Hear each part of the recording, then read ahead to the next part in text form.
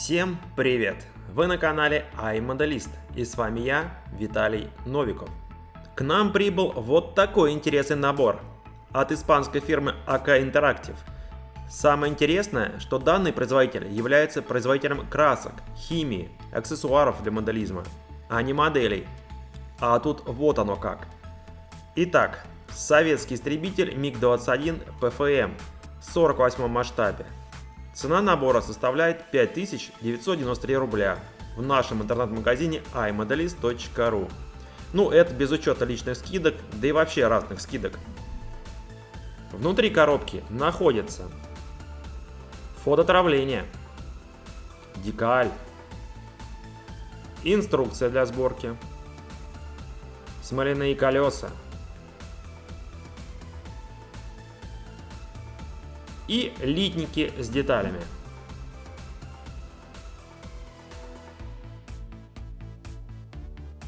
Первый литник с фюзеляжем перед вами. Ну, для начала я скажу, что литники в этом наборе чешской фирмы Eduard 2011 года. Соответственно, это перепаковка. Ну, конечно, добавлены свои декали, смоляные детали, но об этом чуть позже. Я, честно говоря, задумался, 10-летняя модель – это уже старая модель или еще, более-менее новая? Вопрос риторический, можно не отвечать. На фюзеляже, как и везде, собственно, прекрасная расшивка, не глубокая, но и не мелкая. Самое, что ни на есть такая расшивка, как нужна. И еще присутствует и клепка.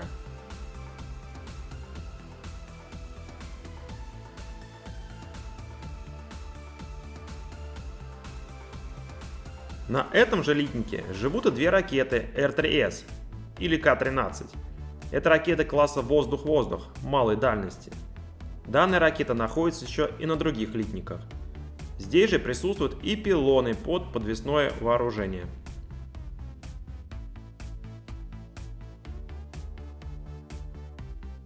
Воздушные тормоза в модели можно сделать в открытом положении или в убранном.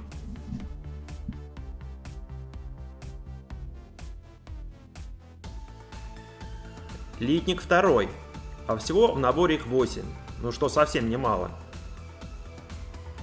Детали в наборе универсальные для многих модификаций 21-го, поэтому много деталей не используется под ПФМ. И не переживайте, куда детали лишние девать. В резерв оставлять. У многих наверняка есть волшебная коробочка с остатками деталей от сборок. У меня есть. В модели отлично проработаны ниши шасси. Так что прям самолет надо ставить на колеса. Там все очень достойно и красиво. И про ПФМ. Модификацию ПФМ. Она 1964 года. Здесь предусмотрена возможность установки пушечного контейнера ГБ-9 с двухствольной 23 мм пушкой ГШ-23Л на центральном пилоне. А также возможность нести ракеты РС-2УС, которые есть в наборе. Доработана бортовая РЛС, поставлены новые катапультные кресла, зеркало обзора задней полусферы, инфракрасный визир и новый прицел. Третий литник перед вами. Приборная панель, киль самолета, поворотные крылья и стабилизаторы для ракет. Здесь я очень стараюсь продемонстрировать вам опять же расшивку и клепку, которая присутствует на модели.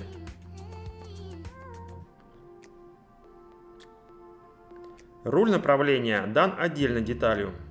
Прекрасно же.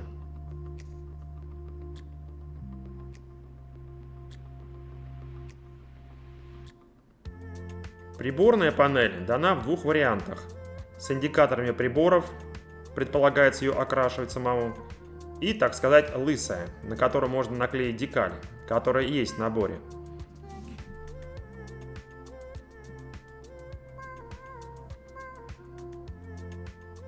Очень четко отлит ПВД.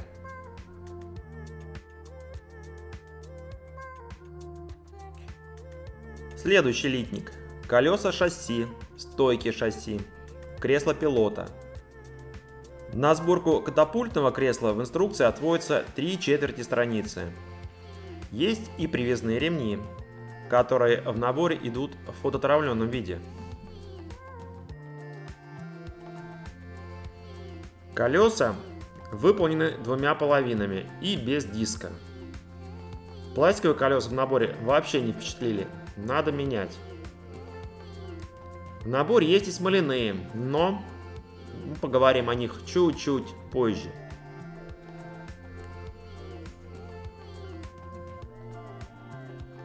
Диски неплохие, но зачем они нам без покрышек?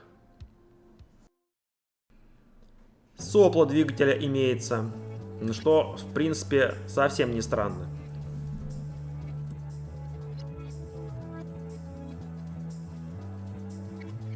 Литник с крылом. Крыло разделено на 3 части. Нижняя плоскость и правая и левая верхняя.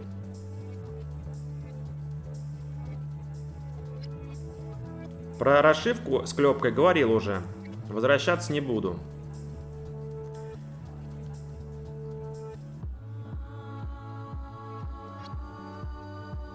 Ну, хотя покажу еще разок, последний разок. Закрылки и элероны в модели отлиты отдельно от крыла. Про проработку ниш шасси также говорил. Проработка великолепная. Ну вот правда-правда.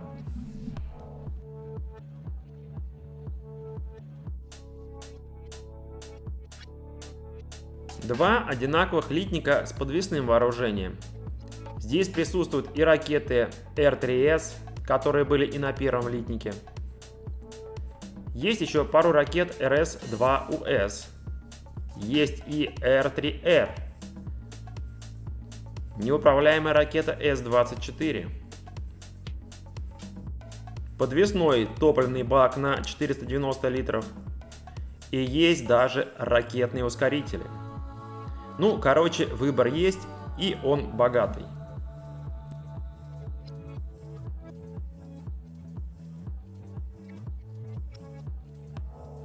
Объемный такой литник с прозрачными деталями. Здесь есть и несколько вариантов фонарей. Вариантов 5 приборных панелей. Вот нужно мне фонарь под эту модификацию. У меня вот какой-то коцанный. Ну, чуть шлифануть слегка придется. Бог с ним.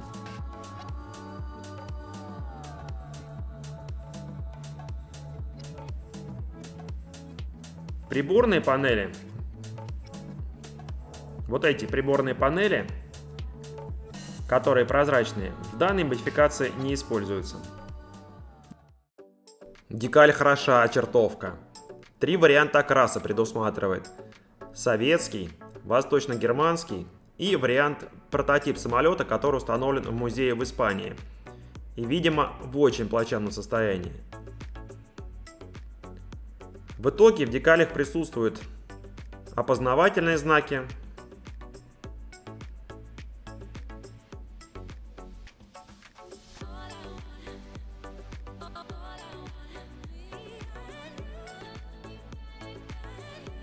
индикаторы приборов на приборную панель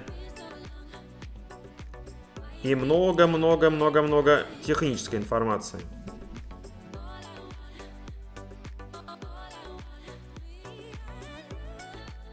Набор цветного фототравления полностью посвящен привязным ремням на кресло пилота.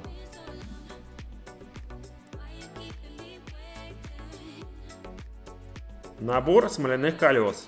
Колес хорошие, отлично детализированные, отлиты вместе с диском, но подойдут только на 3-й вариант, который музейный как раз. А вообще, музейное слово слишком достойное, судя по фотографиям состояния этого экземпляра. Заброшенный самолет. И колеса на ободах. Ну, прям на любителя такие ставить. Инструкция класс. Инструкция цветная, приятная бумага. На первой странице содержимое набора есть. Какие детали не используются есть. Дальше подробнейшие шаги сборки.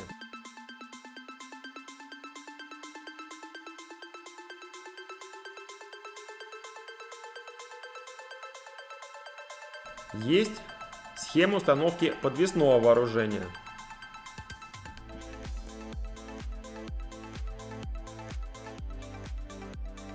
Схема окраски и нанесения декалей также в цвете.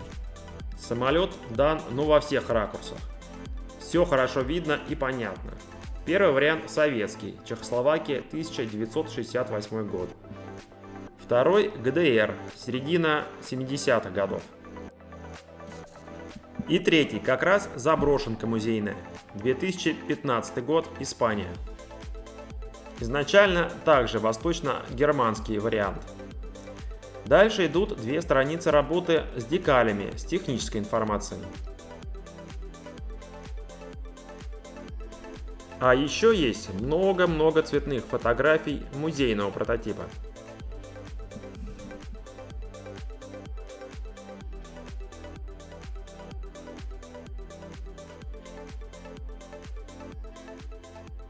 Вот такой интересный набор к нам пожаловал. Если заинтересовал, то милости просим на наш сайт i-modelist.ru. Он там пока еще есть. А на этом я заканчиваю на сегодня. До скорой встречи. Ваш Я Моделист и я, Виталий Новиков. Хороших вам сборок!